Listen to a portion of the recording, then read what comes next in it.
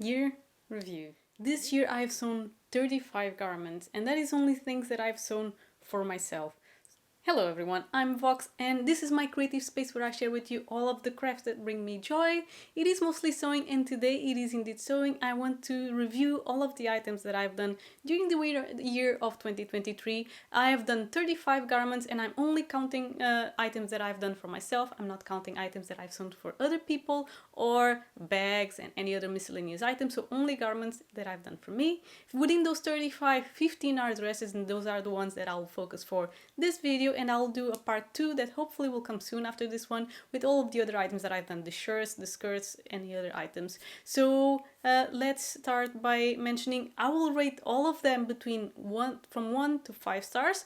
1 star between, it probably means that the pattern didn't work for me at all, and 5 stars, which is probably should become a TNT. I should probably sew that one again. So let's make a start. So something that I'm really happy I started in the month of January last year was my Sewary, which is my sewing diary.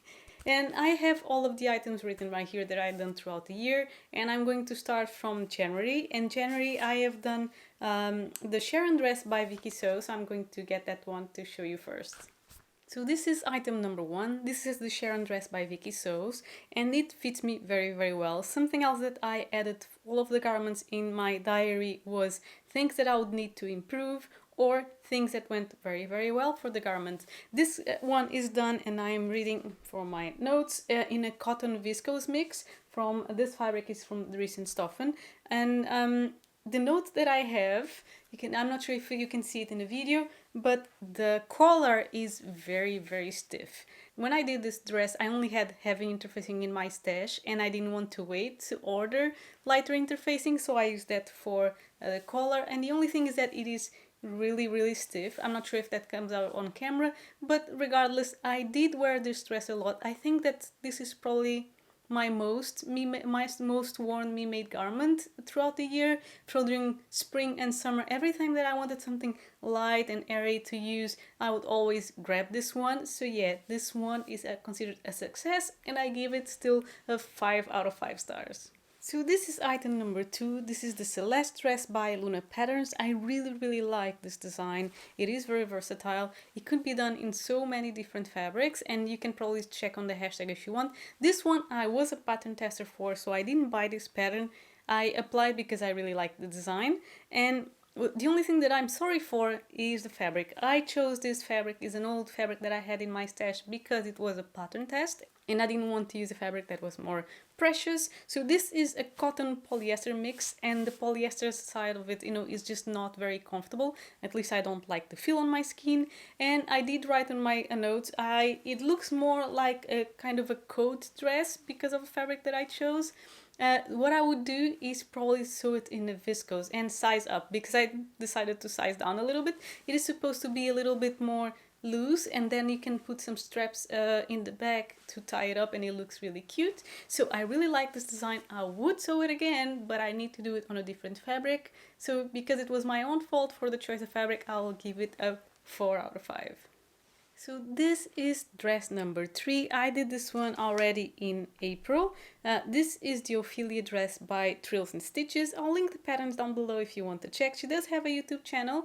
What happened to me, again, this one was a pattern test, and again I chose the wrong fabric. So this fabric is a viscose crash. So basically it is wrinkly, and when I cut the fabric, even though I've ironed it, after sewing the garment, it stretched quite a bit. So I did try to fix it along the waistline. I made it a bit tighter, but that still didn't erase the issue completely, because now even though I tightened the waistline, the rest is still a little bit loose. So I'm not completely happy with this dress. I love the fabric and I think the design also has a lot of potential, so I just need to try it a little bit better with a more suitable fabric again. So this one is not that I wanted to use a fabric that I didn't like, because I really like this one.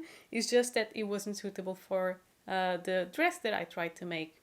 You live and you learn. So I would do this pattern again, but because I ended up not wearing it, and good part of this is not the pattern but the way that I made it, I would give it probably a 3 out of 5 because I ended up never wearing this one. So this one I have done in May. This is dress number 4, and this is a free pattern. This one is from Tianas Closet. It's the Candice Babydoll dress, and this one I just really like. This is probably my second most worn me-made dress of the year, and this one is just very easy to use. It's very loose, as you can see, so during spring and early summer it was another one that I would grab and wear a lot. This one I made it out of a 100% black viscose. The fabric is from ThrillsAndStitches again, and the only note that I have for this pattern is for the sleeves. I would, as you can see, it is a bit of a kind of an awkward length. The thing is, it is supposed to be a 3/4 sleeve, but I'm short, so in order for it to be 3/4 sleeve on me, I need to either shorten it a bit, or I just need to make it a little bit longer so it is a long sleeve. I did use more of a wide elastic. I'm not sure if that's coming out on camera, a wide elastic, and I really like that. So I really like it. I really do recommend this one if you like the boxy kind of loose style of dress, and I give it a 5 out of 5. This is dress number 5, and this is the Shay Dress by Chalk and Notch, and I really like this dress. I didn't know that I needed a dress that had the bust cup options, but seems like I am an A cup, and it just fits me very well. The only modification that I need to make to this one is at the waist. It does not hit me at my natural waist, but I'm starting to notice that this is a recurrent issue that I have with a lot of patterns because I'm short. I'm 160, 1 meter and 60 centimeters, and most patterns are made for someone that is 170. So as a consequence, it does not hit me in my natural waist, so I just need to shorten it a bit. But everything else, I really like this dress. I want to make it in the option that has a zip at the back instead of a button up, but I was looking at to have a button up dress at the time, and I really like it. What I have as a note, so maybe full size down. So I want to size down the bodice a little bit because I graded my cat. So the only note that I have for this pattern is to fully size down, because I did size up the bodice at the waist and I realized that I actually don't need that, and I need to, you know, fix the waist because I am quite short. Besides that, I really like this dress. I'm really in love with this fabric. I actually bought some more. It is fabric from ThrillsAndStitches, and I gave this one as well a 5 out of 5. So this is dress number 6. This one was made in July, and in July actually I made 3 pattern tests. I did apply to 3, but I didn't know that I was going to be selected to all of them, but I did, and actually I was on holiday, so it wasn't that bad. I was able to sew all of them. This one, let me just read my notes, is by Sycamore Road Patterns. This one is the Cameron wrap dress. It's supposed to be like a kimono style dress, and it does fit me actually very well. I did choose this fabric to sew this dress because it was not a precious fabric in my stash, and the issue with choosing not precious fabrics from my stash is that I end up not wearing them a lot. I ended up wearing this dress only around the house, even though I like the design. But I like this design only, personally, I only like it sewn in linen. So I did check all of the versions that the other testers and everyone else did, and I only like personally this one in linen. So I would sew this pattern again if I had a suitable linen fabric. I like the way it fits me. So because I ended up not wearing it and I only like it in linen, I will give this one a 3 out of 5. It just started to rain a lot and I'm running out of daylight, so let me see if I can go through all of the dresses a little bit faster. This one is the Our Memories dress by OJ Room Patterns. This one was the next pattern test that I did after the previous dress, and for this one I decided to switch and use one of my most favorite fabrics from my stash, and it is this one with this daisy pattern. I really like this dress. It does have pockets. The only thing that I have in my notes for this dress is that the cuffs at the sleeves are a bit tight, so I should add just 1 or 2 centimeters to make it a little bit more comfortable. Everything else is just perfect. I really like this dress. I would sew it again.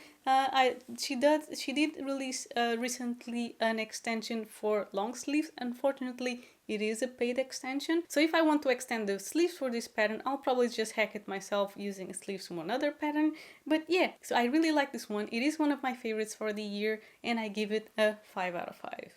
So dress number 7 is another Sharon dress by Vikisews. I said that I like this pattern. I did give it a 5 out of 5, so I did make it again. So again, it does fit me very well. I do like it, but I do prefer the other one than this one. This one is made in 100% cotton. It does make it look like a more structured dress, and the way that I did it with this printed fabric and a black collar makes it look to me like a formal dress or more formal dress, so I end up not wearing it as much as the previous one. But again, I really like it. I would sew this pattern again, but I wouldn't do it in this kind of cotton again. So for this specific dress, because it isn't cotton and I end up not wearing it as much, I give this one a 4 out of 5. So dress number 9 is right here. This is McCall's 8104. I did make a full review on this dress that I'll link up here in case you want to see, so I'm not going to put it on. So this pattern just didn't work for me. I am very glad if you work for someone else. I had a lot of difficulties with the sizing. I sized down in order for it to fit me correctly, at the bottom, but that meant that it was very restrictive. I honestly think it would be restrictive even if I made it in the size that they recommend, but then it wouldn't fit me the way that I like. I also didn't like my fabric.